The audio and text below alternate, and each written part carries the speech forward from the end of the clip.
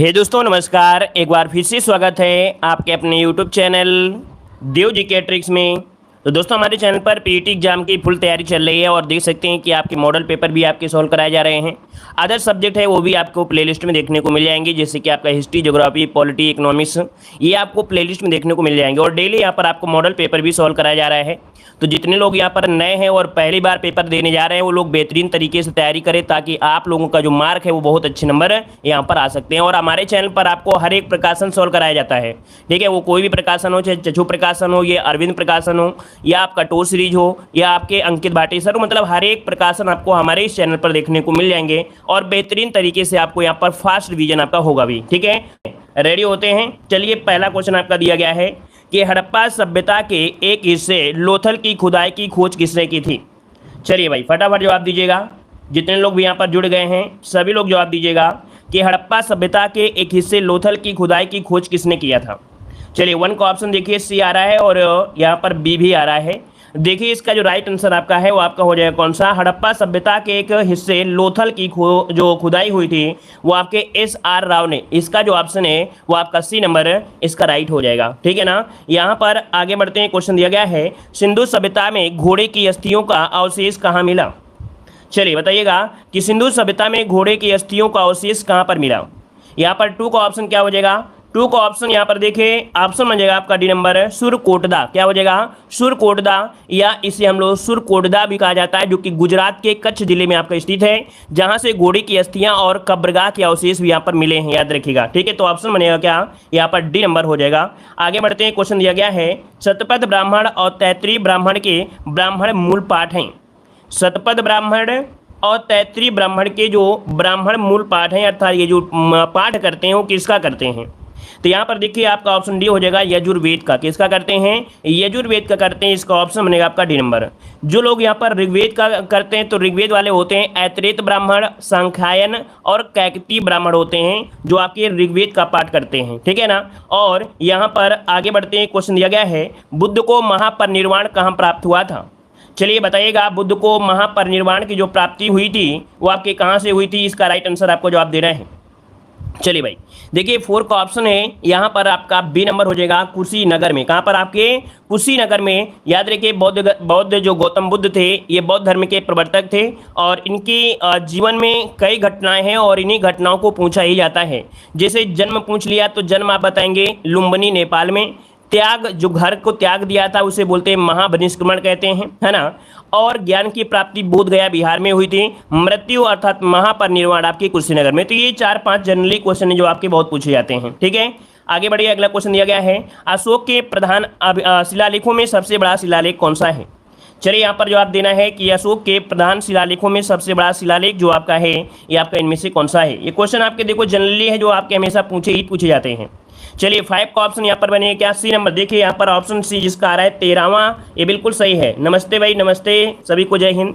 तो देखो यहाँ पर 13वां शिलालेख सबसे बड़ा है, और इसमें अशोक के शासन के 8वें वर्ष होने वाला जो कलिंग युद्ध का है उसका वर्णन आपको मिलता है। अगर क्वेश्चन ये पूछ ले कि कलिंग युद्ध हुआ था, इसका वर्णन किस युद्ध किस शिलालेख में है, तो आपके 13वें में है। यहाँ पर ऑप्शन सी वाला आपका राइट हो जाएगा। आगे बताइए, क्वेश्चन दिया है भूदान आंदोलन के प्रवर्तक किन्हें माना जाता है। चलिए भाई, भूदान आंदोलन के प्रवर्तक किन्हें माना जाता है, 6 का ऑप्शन दीजिएगा। तो याद रखिएगा विनोबा भावे, जो कि ऑप्शन यहाँ पर डी नंबर लगभग सभी का जवाब सही आ रहा है। और भूदान आंदोलन ये 1951 में आरंभ किया गया था। स्वैच्छिक भूमि सुधार आंदोलन था। क्या, ये एक स्वैच्छिक भूमि सुधार आंदोलन था। विनोबा भावे की कोशिश भी की गई थी, ठीक है। तो यहाँ पर आगे बढ़ते हैं। क्वेश्चन आपसे अगला पूछा गया है कि 1857 के प्रथम स्वतंत्रता विद्रोह संग्राम में भाग लेने वाली प्रसिद्ध महिला स्वतंत्रता सेनानी कौन थी। 1857 के प्रथम स्वतंत्रता विद्रोह संग्राम में भाग लेने वाली प्रथम महिला जो आपकी स्वतंत्रता सेनानी थी कौन थी। चलिए, 7 का ऑप्शन डी बिल्कुल राइट आंसर है, बेगम हजरत महल। कहाँ से थी भाई, इन्होंने जो विद्रोह का नेतृत्व किया था ये कहाँ से किया था, ये जवाब दीजिए। लखनऊ, वेरी गुड, बहुत अच्छी बात है। यहाँ पर लखनऊ से यहाँ पर किया था, याद रखिएगा, है ना। अच्छा, एक पॉइंट और होता है, इनको एक नाम दिया जाता है, कोई बता सकता है इनका एक नाम और भी था। ये जो आपके बेगम हजरत महल थी इनका एक नाम और था, ये नाम बता सकते हैं, महक परी। वेरी गुड, बहुत अच्छी बात है। यहाँ पर देखो इनको महक परी के नाम से भी जाना जाता था, याद रखिएगा। और ये वाजिद अली शाह की द्वितीय पत्नी थी। क्या, वाजिद अली शाह की द्वितीय पत्नी थी। आगे बढ़ते हैं, क्वेश्चन आपसे अगला पूछा गया है कह रहा है महात्मा गांधी भारतीय राष्ट्रीय कांग्रेस के अध्यक्ष किस वर्ष बने थे। चलिए, महात्मा गांधी भारतीय राष्ट्रीय कांग्रेस के अध्यक्ष जो बने वो किस वर्ष बने थे। 8 का ऑप्शन क्या हो जाएगा 1924। ये 1924 कहाँ पर, बेलगांव पड़ता है कर्नाटक में, है ना। तो इसका जो आपका राइट आंसर है वो आपका बनेगा बी नंबर, इसका राइट हो जाएगा। अच्छा, कभी कभी ये पॉइंट पूछ लेता है कि ये कौन से नंबर का अधिवेशन था, कौन से नंबर का, तो 40वें नंबर का अधिवेशन था। याद रखिए, ये 40वें नंबर का अधिवेशन था, याद रखिएगा। अगला क्वेश्चन आपसे दिया गया है, राष्ट्रीय गान सर्वप्रथम कब और कहाँ गाया गया। राष्ट्रीय गान सर्वप्रथम कब और कहाँ गाया गया था। 9 का ऑप्शन दीजिएगा।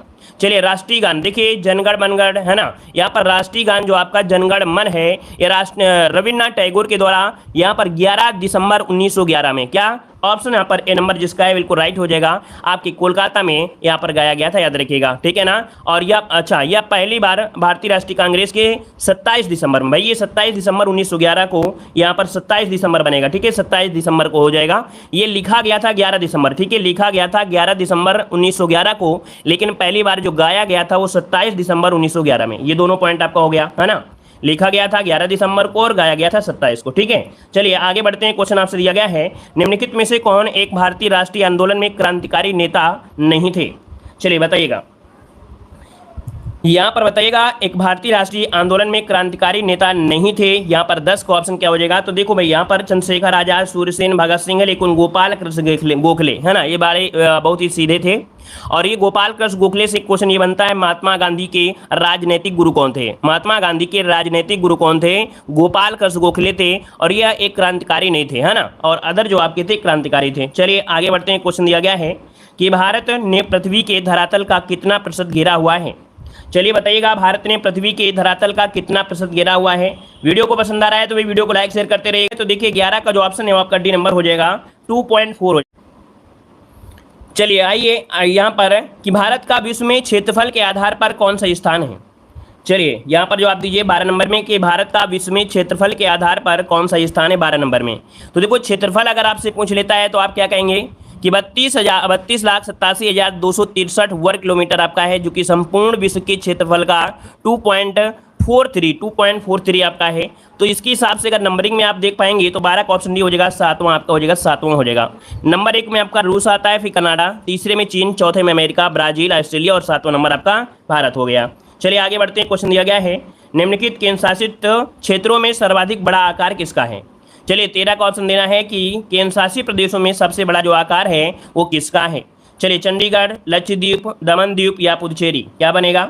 चलिए यहाँ पर देख सकते हैं अंडमान निकोबार तो दिया भी नहीं है भाई ऑप्शन में, तो आप लोग अंडमान निकोबार क्यों लगा रहे हैं। यहाँ पर जो आपका आंसर है आपका जवाब हो जाएगा, देखिए सबसे पहले इसमें देखा जाए तो आपके दिल्ली, दादरा नगर हवेली, पुदुचेरी, चंडीगढ़, दमन द्वीप, है ना। तो दिल्ली के बाद दादरा नगर हवेली, और दादरा नगर हवेली के बाद आपका पुदुचेरी का ऑप्शन यहाँ पर डी वाला हो जाएगा, राइट हो जाएगा। कौन सा, यहाँ पर ऑप्शन डी नंबर इसका राइट हो जाएगा। चलिए आगे बढ़ते हैं। क्वेश्चन दिया गया है, कह रहा है भारतीय प्रायद्वीप की सबसे ऊंची चोटी कौन सी है। भारतीय प्रायद्वीप की सबसे ऊंची चोटी आपकी कौन सी है। तो भारतीय प्रायद्वीप की देखिए आपकी हो जाएगा अनायमुड़ी, है ना, जो कि केरल राज्य में है, इडुक्की जिले में पड़ती है। केरल राज्य के इडुक्की जिले में पड़ती है अनायमुड़ी, जो कि अन्नामलाई पहाड़ी की सबसे ऊंची चोटी आपकी है, ठीक है। चलिए यहाँ पर आगे बढ़ते हैं। क्वेश्चन आपसे अगला पूछा गया है, चलिए यहाँ पर देखो दिया गया है कि निम्नलिखित में से कौन सी झील मणिपुर में स्थित है। कौन सी झील मणिपुर में यहाँ पर स्थित है, जवाब देना है।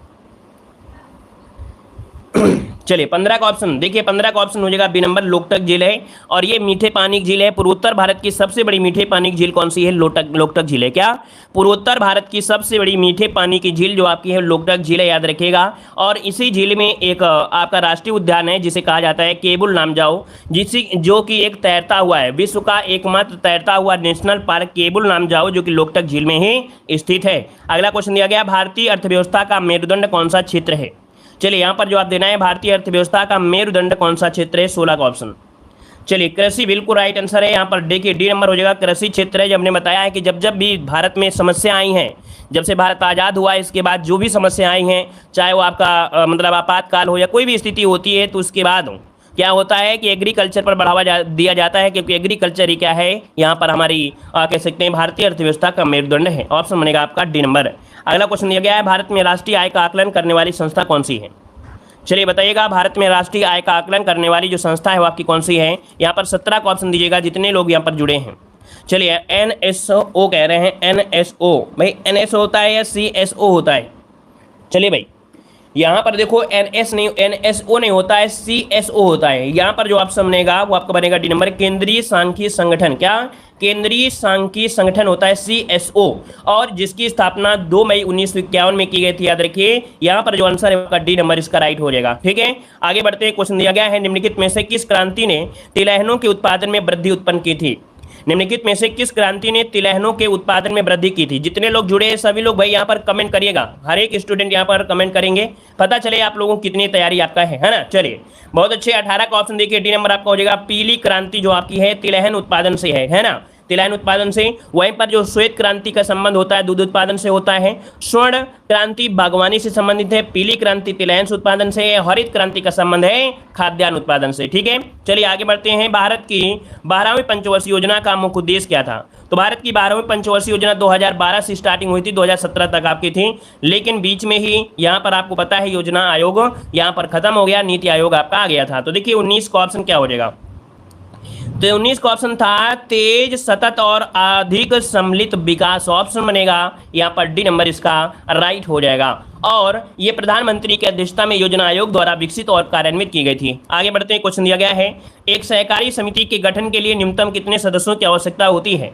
अगर आपको कोई भी एक सहकारी समिति का गठन करना है तो न्यूनतम कितने सदस्यों की आवश्यकता होगी? 20 का ऑप्शन दीजिएगा। चलिए 20 का ऑप्शन देखिए, आपका जवाब हो जाएगा डी नंबर, 10 सदस्यों को होना आवश्यक है, अर्थात आवश्यकता होती है 10 सदस्यों की। ऑप्शन बनेगा आपका डी नंबर राइट हो जाएगा। यहाँ पर आगे बढ़ते हैं, क्वेश्चन दिया गया है, भारतीय संविधान सभा द्वारा भारतीय संविधान को कब पारित किया गया था? संविधान सभा द्वारा भारतीय संविधान को कब पारित किया गया? 21 का ऑप्शन दीजिएगा। चलिए ऑप्शन आ रहा है ए नंबर, ऑप्शन आ रहा है बी नंबर। देखो यहाँ पर पारित करने की अगर बात करता है तो आपको बताना है 26 नवंबर 1949 बताना है, क्योंकि यहाँ पर पारित मतलब क्या हुआ? बनकर तैयार हुआ था, और बनकर तैयार हुआ था इस दिन आपके कह सकते हैं कुछ आर्टिकल आपके लागू किए गए थे, लगभग 16, लेकिन यहाँ पर पूर्ण रूप से जो आपका लागू हुआ था 26 जनवरी 1950 से हुआ था। तो इसका जो ऑप्शन लगाना है आपको बी नंबर, अंगीकृत किया गया, पारित किया, बनकर तैयार हुआ, ये सब कुछ आपका जो है वो ऑप्शन बी को ही जाता है। आगे बढ़ते, क्वेश्चन दिया है, संविधान सभा के पहले अध्यक्ष कौन थे? चलिए यहाँ पर देखते हैं, आप लोग यहाँ पर याद है या कि आपको नहीं है? संविधान सभा के पहले अध्यक्ष कौन थे? बताइए भाई, BR अम्बेडकर थे, सच्चिदानंद सिन्हा थे, या आपके डॉक्टर राजेंद्र प्रसाद थे? कौन थे? चलिए ऑप्शन देखिए, आपका आ रहा है बी नंबर, सच्चिदानंद सिन्हा। बिल्कुल सही जवाब है कि जो उद्घाटन समारोह हुआ था संविधान सभा का, उद्घाटन समारोह के जो अध्यक्ष थे वो आपके डॉक्टर सच्चिदानंद सिन्हा। 9 दिसंबर 1946 के पहली सभा बैठी हुई थी और उसमें से अस्थायी तौर पर आपके अध्यक्ष बनाए गए थे डॉक्टर सच्चिदानंद सिन्हा, है ना। और इसके बाद दूसरी आपकी बनी थी वो आपके 9-2-11 अर्थात 11 दिसंबर 1946 को स्थायी अध्यक्ष आपके डॉक्टर राजेंद्र प्रसाद को बना लिया गया था। यहाँ पर आगे बढ़ते, क्वेश्चन दिया गया है, भारत का एकमात्र राज्य जहाँ पर सामान्य कोड का प्रावधान है, सामान्य कोड का प्रावधान है, 23 का ऑप्शन दीजिएगा। तो यहाँ पर आपका जवाब 23 का ऑप्शन क्या हो जाएगा भाई? 23 नंबर में आपका जवाब हो जाएगा, चलिए यहाँ पर ऑप्शन आ रहा है, बिल्कुल है गोवा, है ना। यहाँ पर कह सकते हैं कि समान नागरिक संहिता अथवा जिसे समान आचार संहिता का धर्मनिरपेक्ष, है ना, ये एक कानून होता है जो सभी धर्म के लोगों के लिए समान रूप से होता है। ये जो आपका शब्द है इसका मतलब होता है सभी धर्म के लोगों को समान रूप से समान कानून आपका होता है, और एकमात्र राज्य गोवा है जो कि ऑप्शन हो जाएगा आपका ए नंबर। लेकिन अभी हाल ही में यहाँ पर सरकार ने फैसला लिया है कि पूरे भारत देश में समान कोड का प्रावधान किया जाएगा, अर्थात पूरे भारत देश में ये कोड आपका लागू किया जाएगा, अर्थात सभी धर्मों के लिए एक जैसा ही कानून आपका बनाया जाएगा। यहाँ पर ऑप्शन आपका ये हो जाएगा। अगला क्वेश्चन दिया है, इनमें से कौन भारत का कार्यवाहक राष्ट्रपति नहीं था? चलिए यहां पर बताना है, कह रहे इनमें से कौन भारत का कार्यवाहक राष्ट्रपति नहीं था? 24 का ऑप्शन दीजिएगा।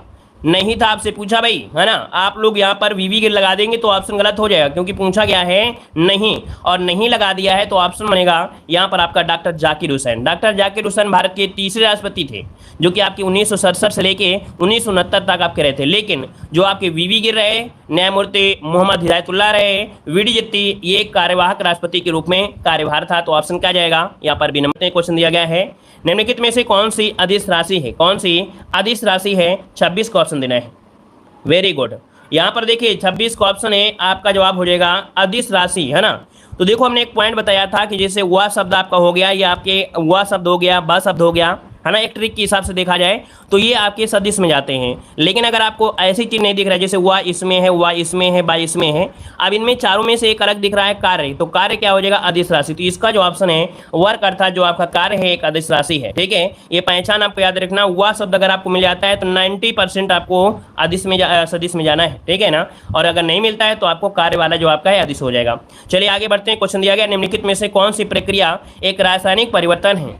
निम्नलिखित में से कौन सी प्रक्रिया एक रासायनिक परिवर्तन है, रासायनिक क्रिया करती है। यहाँ पर देखिए, मोम का पिघलना, पानी का संघनन, पौधों में उत्सर्जन, पौधों में प्रकाश संश्लेषण। देखो भाई, प्रकाश संश्लेषण की जो क्रिया है ना, यहाँ पर प्रकाश संश्लेषण की जो क्रिया एक रासायनिक क्रिया होती है। यहाँ पर ऑप्शन बनेगा आपका ए नंबर। आगे बढ़ते हैं। क्वेश्चन दिया गया है कि एक नाभिक में प्रोटॉन और न्यूट्रॉन को बांधने वाले बल को क्या कहा जाता है। कोई यहाँ पर नाभिक है जिसमें से यहाँ पर मतलब कह सकते हैं कि प्रोटॉन और न्यूट्रॉन है, और ये बांधने वाले बल को जो कहा जाता है वो कहते क्या है, प्रबल नाभिकीय बल कहते हैं। क्या, प्रबल नाभिकीय बल कहते हैं। इसको नोट कर लीजिएगा, प्रबल नाभिकीय बल कहा जाता है, याद रखिएगा। ठीक है ना, चलिए यहाँ पर आगे बढ़ते हैं। क्वेश्चन आपसे अगला पूछा गया है, कह रहा है आर्निथोलॉजी का संबंध किससे है। आर्निथोलॉजी का जो संबंध है भाई, यहाँ पर जवाब दीजिएगा। आर्थिनोलॉजी का जो संबंध होता है वो किससे होता है। आर्निथोलॉजी का जो संबंध है भाई, यहाँ पर आपका ऑप्शन क्या हो जाएगा। चलिए ऑप्शन आ रहा है यहाँ पर ए नंबर, हड्डियों से। वेरी गुड, बहुत अच्छी तैयारी यहाँ पर है। देखिए आपका जवाब हो जाएगा आर्निथोलॉजी पक्षियों से होता है भाई। 29 को ऑप्शन जाएगा बी नंबर भाई, पक्षियों से है। 29 का ऑप्शन बी नंबर यहाँ पर पक्षियों से है। यहाँ पर सिस्मोलॉजी होता है भूकंप से, और फाइकोलॉजी होता है शैवालों से। यहाँ पर भाई, यहाँ पर ऑस्टियोलॉजी अगर होता है, क्या ऑस्टियोलॉजी होता तो हड्डी होता है, लेकिन आर्निथोलॉजी आपके पक्षियों से है। ठीक है, आगे बढ़िए। अगला क्वेश्चन आपसे दिया गया है, चींटियों के अध्ययन को क्या कहते हैं। चींटियों के अध्ययन को क्या कहा जाता है, चींटियों के अध्ययन को कहते हैं। यहाँ पर देखिए ऑप्शन आ जाएगा कौन सा, सी नंबर, निमेटोलॉजी या मर्मिकोलॉजी।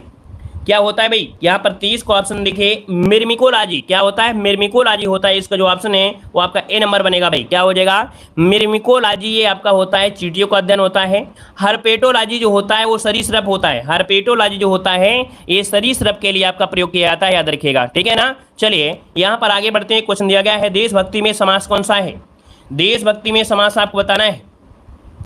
चलिए देशभक्ति में आपको जवाब देना है। देशभक्ति में जो समास है वो आपका कौन सा है, 36 को ऑप्शन दीजिएगा। देश के लिए भक्ति है ना, अर्थात ऑप्शन बनेगा आपका सी नंबर। आपका ये तत्पुरुष समास यहाँ पर आंसर हो जाएगा। तत्पुरुष समास आपका राइट हो जाएगा, और ये आपके संबंध तत्पुरुष है ना। यहाँ पर आगे बढ़ते हैं। क्वेश्चन दिया है कि प्राग ऐतिहासिक में किस उपसर्ग का प्रयोग हुआ है। प्राग ऐतिहासिक को तोड़ दीजिए, जब आप तोड़ेंगे तो प्राक धन ऐतिहासिक है ना, प्राक निकलेगा, और प्राक जो ऑप्शन है वो आपका ये नंबर यहाँ पर भी राइट हो जाएगा। चलिए आगे बढ़ते हैं। क्वेश्चन दिया गया है, तुलसीदास किसकी कविता है। तुलसीदास किसकी कविता है, यहाँ पर जवाब दीजिए। 38 नंबर में अच्छा क्वेश्चन है। तुलसीदास ये छायावाद के सलाखा जो पुरस्कार प्राप्त हुए थे सूर्यकांत त्रिपाठी निराला। क्या, सूर्यकांत त्रिपाठी निराला की ये कविता है तुलसीदास, याद रखिएगा। ठीक है ना, और 1938 में लिखी गई ये कविता थी, 1938 में। अगला है, बहिष्कार का संविच्छेद क्या हो जाएगा। बहिष्कार का संविच्छेद यहाँ पर बनेगा क्या, 39 नंबर में।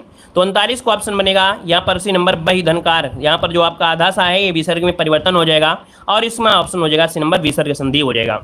चलिए अगला है, निम्नलिखित में से पुल्लिंग शब्द का चयन कीजिएगा। यहाँ पर पुल्लिंग हमने बताया था कि कैसा और कैसी से आप लोग पहचान कर सकते हैं। पहिया कैसा है, लिखावट कैसी है, पखावज, मझधार कैसा है। मतलब यहाँ पर जो आपका पुल्लिंग शब्द आपका 40 में है वो कौन सा बनेगा भाई, पहिया कैसा है, जो कि ऑप्शन है आपका यहाँ पर नंबर है, इसका राइट हो जाएगा। ठीक है, यहाँ पर आगे बढ़ते हैं। गद्यांश दिया गया है, गद्यांश को आप लोग कर सकते हैं, वैसे गद्यांश आसान आता है। और आगे बढ़िए। क्वेश्चन आपसे दिया गया है कि हाल ही में 28वें जलवायु परिवर्तन पर पीटर्सबर्ग संवाद कहाँ पर आयोजित हुआ है।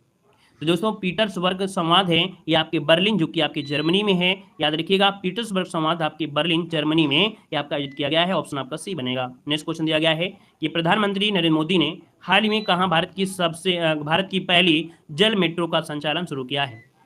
तो दोस्तों यहाँ पर देखिए 43 नंबर का ऑप्शन हो जाए आपका कोच्चि में। कहाँ पर है, कोच्चि, जो कि आपके केरल में किया है। ये भारत की पहली वाटर मेट्रो रेल सेवा है, जो कि ऑप्शन बनेगा आपका ए नंबर है, राइट हो जाएगा। और ये किया था आपके 25 अप्रैल को। कब किया था, 25 अप्रैल को किया था। अगला क्वेश्चन दिया गया है कि हाल ही में 64 साल बाद किसी व्यक्तिगत रूप से 1959 का रेमन मैग्सेसे पुरस्कार प्रदान किया गया है। तो दोस्तों 1959 का रेमन मैग्सेसे पुरस्कार अभी दिया गया है। तो दोस्तों यहाँ पर देखिए आपका जो 44 नंबर है वो ऑप्शन सी, ये दलाई लामा को दिया गया है। किसे दिया गया है? दलाई लामा को दिया गया है। ये 26 अप्रैल 2023 को दिया गया है, जो कि तिब्बती आध्यात्मिक गुरु हैं। अगला क्वेश्चन आपसे दिया गया है कि परमाणु ऊर्जा आयोग के नया अध्यक्ष कौन बने हैं? परमाणु ऊर्जा आयोग के नया अध्यक्ष में से कौन बना है? 45 नंबर का ऑप्शन क्या हो जाएगा? तो ऑप्शन डी, अजीत कुमार मोहंती। कौन है? अजीत कुमार मोहंती, जो कि एक भौतिक विज्ञानी भी हैं और भाभा परमाणु अनुसंधान केंद्र के निदेशक के रूप में भी कार्य करते हैं। अगला क्वेश्चन आपसे यहाँ पर दिया गया है कि हाल ही में किस सार्वजनिक क्षेत्र के उपक्रम को नवरत्न कंपनी का दर्जा दिया गया है? तो दोस्तों यहाँ पर जो आपकी रेल विभाग है ना, रेल विकास निगम लिमिटेड, ये ऑप्शन जो आपका है बी नंबर इसका राइट हो जाएगा। और आगे बढ़िए, क्वेश्चन दिया गया है कि 20 मई 2023 को प्रधानमंत्री नरेंद्र मोदी ने जापान के किस शहर में महात्मा गांधी की प्रतिमा का अनावरण किया है? तो दोस्तों ये किया है आपकी हिरोशिमा में। कहाँ पर किया है? आपकी हिरोशिमा में किया है। कब किया है? तो आपकी 20 मई को किया था। यहाँ पर आगे बढ़िए, क्वेश्चन दिया गया है कि हाल ही में त्रिपुरा राज्य के पर्यटन ब्रांड एम्बेसडर कौन बने हैं? वही त्रिपुरा के बने हैं सचिन तेंदुलकर। याद रखिए, सचिन तेंदुलकर इसका जो आंसर है यहाँ पर राइट हो जाएगा। यहाँ पर आगे बढ़िए, क्वेश्चन रुकिए, ये क्वेश्चन गलत दिया गया शायद। 24 मई 2023 को ये कप्तान सीबी की पूर्व सौरव गांगुली ये ब्रांड एम्बेसडर ग्रुप में शामिल किया गया है। तो इसमें कह रहा है कौन से आए? तो दोस्तों यहाँ पर देखिए सौरव गांगुली कर लीजिएगा। यहाँ पर जो आपका है ऑप्शन गांगुली है, हाँ यहाँ पर आंसर ये कर लीजिएगा। बुक में थोड़ा गड़बड़ दिया गया है, तो 48 का सॉरी गड़बड़ नहीं, हमने नहीं ध्यान दिया, ए नंबर ही होगा।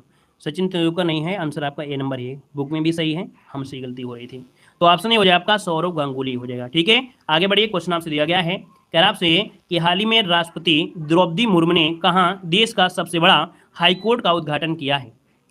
तो दोस्तों 49 नंबर का ऑप्शन बनेगा आपका बी नंबर, रांची में किया है, जो कि झारखंड में है। और हमने आपको बताया है ये जो दिल्ली का है आपका जो सुप्रीम कोर्ट है उसका 3 गुना बड़ा आपका है ये जो आपका हाई कोर्ट है। तो ऑप्शन क्या बनेगा? यहाँ पर आपका ऑप्शन बनेगा आपका बी नंबर राइट हो जाएगा।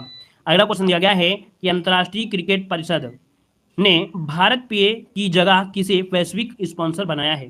तो भाई भारत पे की जगह जो स्पॉन्सर बनाया है वो किसे बनाया है 50 नंबर में? तो ऑप्शन आपका जो बनेगा वो ये हो जाएगा आपके मास्टर कार्ड को। किसको? Master card. ये आपको पढ़ाया भी गया था, ये मास्टर कार्ड इसका आंसर आपका ये हो जाएगा। अगला क्वेश्चन यहाँ पर आपसे दिया गया है, कह रहा है युद्धग्रस्त सूडान ने क्या दिया है? युद्धग्रस्त सूडान ने सूडान से भारतीयों को निकालने के लिए केंद्र सरकार ने किस नाम से एक ऑपरेशन शुरू किया है? देखिए 51 का जो ऑप्शन है यहाँ पर राइट क्या हो जाएगा? तो राइट आंसर ये हो जाएगा आपके ऑपरेशन कावेरी। क्या हो जाएगा? इस ऑपरेशन का नाम जो रखा गया है वो ऑपरेशन कावेरी रखा गया था। यहाँ पर आगे बढ़िए, क्वेश्चन आपसे दिया गया है कि हाल ही में पाकिस्तानी मूल के किस प्रसिद्ध कनाडाई लेखक और पत्रकार का निधन हो गया है? दोस्तों इनका नाम है तारिक फतेह। क्या नाम है? तारिक फतेह इनका ऑप्शन है यहाँ पर ये नंबर है। और आगे बढ़िए, क्वेश्चन दिया गया है कि हाल ही में इसरो ने श्रीहरिकोटा में सतीश धवन अंतरिक्ष केंद्र से पोलर सैटेलाइट लॉन्च व्हीकल का उपयोग करके सिंगापुर के किस उपग्रह को लॉन्च किया है? दोस्तों यहाँ पर पीएसएलवी की मदद से सिंगापुर का एक उपग्रह है और इसको लॉन्च किया है। इसका नाम है यहाँ पर टेल इको। जो ऑप्शन आपका ए नंबर है वो आपका राइट हो जाएगा, टेल इसो सेकेंड। ये ऑप्शन बनेगा आपका ए नंबर राइट हो जाएगा। अगला क्वेश्चन दिया गया है कि वीरता पुरस्कार प्राप्त करने वाली भारतीय वायुसेना की पहली महिला अधिकारी कौन बनी है? इनको वीरता पुरस्कार दिया गया है और ये पहली भारतीय वायुसेना की पहली महिला अधिकारी हैं। इनका नाम है, ऑप्शन बनेगा आपका यहाँ पर डी नंबर है, दीपिका मिश्रा। क्या नाम है इनका? दीपिका मिश्रा। ऑप्शन बनेगा यहाँ पर आपका डी नंबर हो जाएगा। यहाँ पर अगला क्वेश्चन आपसे दिया गया है कि हाल ही में जारी हुरून ग्लोबल यूनिकॉर्न इंडेक्स 2023 में भारत किस स्थान पर है? देखिए ऑप्शन बनेगा आपका बी नंबर, तीसरा स्थान है। कौन सा स्थान है? आपके भारत को तीसरा स्थान मिला है। और अगला क्वेश्चन आपसे दिया गया है हेनले पार्टनर द्वारा जारी रिपोर्ट के अनुसार दुनिया के धनवान शहरों की सूची में कौन सा शीर्ष स्थान पर है? तो भैया सबसे धनवान सूची में जो रखा गया शहर वो आपका न्यूयॉर्क है। दोस्तों यहाँ पर 56 का ऑप्शन डी राइट हो जाएगा। और अगला क्वेश्चन दिया गया है कि अमेरिका, चीन, कनाडा, ऑस्ट्रिया, फिनलैंड और फ्रांस के बाद क्वांटम मिशन को मंजूरी देने वाला 7वां देश कौन बना है? तो दोस्तों 7वां देश बन गया है आपका भारत। तो ऑप्शन बनेगा यहाँ पर आपका सी नंबर है। नेक्स्ट क्वेश्चन दिया है कि हाल ही में केंद्रीय पर्यटन मंत्रालय ने कहाँ संघाई सहयोग संगठन मिलेट्स फूड फेस्टिवल 2023 का आयोजन किया है? दोस्तों 58 का जो ऑप्शन बनेगा इनमें से क्या हो जाएगा? 58 नंबर का ऑप्शन हो जाएगा आपका मुंबई में। क्या है? कहाँ पर है? मुंबई में, जो कि 13 से 19 अप्रैल 2023 के बीच ये आपका हुआ था। अगला क्वेश्चन आपसे दिया है कि हाल ही में संयुक्त राष्ट्र द्वारा जारी आंकड़ों के अनुसार दुनिया का सबसे अधिक आबादी वाला देश कौन सा है? चलिए बताइएगा कि दुनिया का सबसे अधिक आबादी वाला देश इनमें से कौन हो गया है। 59 को ऑप्शन देना है। दोस्तों याद रखिए, अब भारत हो गया है, चाइना को पछाड़ दिया है ना। चाइना को पीछे छोड़कर भारत नंबर 1 में पहुंच गया है, जो कि आपकी जनसंख्या के मामले में। तो ऑप्शन बनेगा आपका डी नंबर। अगला क्वेश्चन दिया गया है कि 18 अप्रैल 2023 को देश में एप्पल का पहला स्टोर कहाँ खोला गया है। चलिए, ये आपका एप्पल का पहला स्टोर जो खोला गया है वो आपके कहाँ पर खोला गया है। तो ऑप्शन सी आपका मुंबई इसका आंसर है, राइट हो जाएगा। नेक्स्ट क्वेश्चन दिया है कि हाल ही में जल बजट अपनाने वाला देश का पहला राज्य कौन बना है। दोस्तों जल बजट अपनाने वाला देश का पहला राज्य जो आपका है वो कौन सा है। यहाँ पर 61 नंबर का ऑप्शन देना है। तो 61 का ऑप्शन बनेगा डी। याद रखिए केरल है। कौन है यहाँ पर, केरल इसका आंसर है, राइट हो जाएगा। और ऐसा क्यों, क्योंकि केरल में क्या होता है, गर्मियों में पानी की कमी की समस्या से निपटने के लिए जल बजट अपनाया है, जो कि देश में अपनी तरह का ये पहला बजट आपका है ना। और अगला क्वेश्चन दिया गया है, उत्तर प्रदेश में सबसे कम क्षेत्रफल वाला जनपद कौन सा है। उत्तर प्रदेश में सबसे कम क्षेत्रफल वाला जो आपका जनपद है वो आपका कौन सा है, इसका राइट आंसर आपको देना है भाई। चलिए यहाँ पर 78 का ऑप्शन क्या हो जाएगा।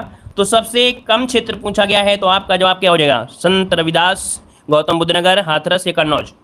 यहाँ पर आपका जवाब हो जाएगा संत रविदास, जो कि ऑप्शन बनेगा आपका डी नंबर, इसका राइट हो जाएगा। संत रविदास नगर इसका आंसर हो जाएगा। यहाँ पर आगे बढ़ते हैं, क्वेश्चन आपसे दिया गया है, कह रहा आपसे देश उत्तर प्रदेश राज्य का भारत में क्षेत्रफल की दृष्टि से कौन सा स्थान रखता है। चलिए यहाँ पर जवाब दीजिएगा, आपका राइट आंसर क्या हो जाएगा। चलिए पहली बार जुड़े तो ये चैनल को जरूर सब्सक्राइब करिए, है ना। और आप लोग वीडियो को भी लाइक करिएगा, हमें भी पसंद आए, थोड़ा अच्छा लगे कि आप लोग जुड़े हैं और हमारी क्लास में पूरी तरीके से आप लोग अपने मुकाम तक पहुंच सकते हैं, अपने लक्ष्य तक पहुंच सकते हैं, क्योंकि आपको हम वो चीज़ दे रहे हैं जो आपको एग्जाम तक पहुंचा सकता है। बहुत लोग थ्योरी में पढ़े रहते हैं और पढ़ते रहते हैं, लेकिन हम आपको डेली मॉडल पेपर भी दे रहे हैं और आपको मैराथन क्लासें भी आपको मिलते हैं। देखो यहाँ पर आपका दिया गया है क्षेत्रफल की दृष्टि कौन से स्थान है, तो ऑप्शन आ गया है, लगभग सभी का जवाब आ गया है, कौन सा भाई, चौथा स्थान है। ऑप्शन बनेगा आपका डी नंबर, चौथा स्थान आपका आंसर है, राइट हो जाएगा। प्रथम स्थान में आपसे बोले तो आपको राजस्थान बताना है, द्वितीय स्थान में मध्य प्रदेश बताना है, तृतीय स्थान में महाराष्ट्र बताना है और चौथे स्थान में उत्तर प्रदेश हो जाएगा। अगला क्वेश्चन दिया गया है, चंद्रप्रभा वन्यजीव अभ्यारण्य उत्तर प्रदेश के किस जिले में स्थित है। चलिए यहाँ पर देखिए, आपसे पूछा गया है चंद्रप्रभा वन्यजीव अभ्यारण्य उत्तर प्रदेश के किस जिले में स्थित है। यहाँ पर आंसर आपका राइट क्या हो जाएगा। तो देखो भाई, यहाँ पर आपका आंसर 80 नंबर में लगभग सभी का सही है, चंदौली, चाहे से चंदौली चाहे से चंद्रप्रभा हो जाएगा। और इस अभ्यारण्य की स्थापना जो की गई थी आपकी 1957 में की गई थी, और ये की गई थी आपके एशियाई शेरों के संरक्षण देने के लिए, है ना।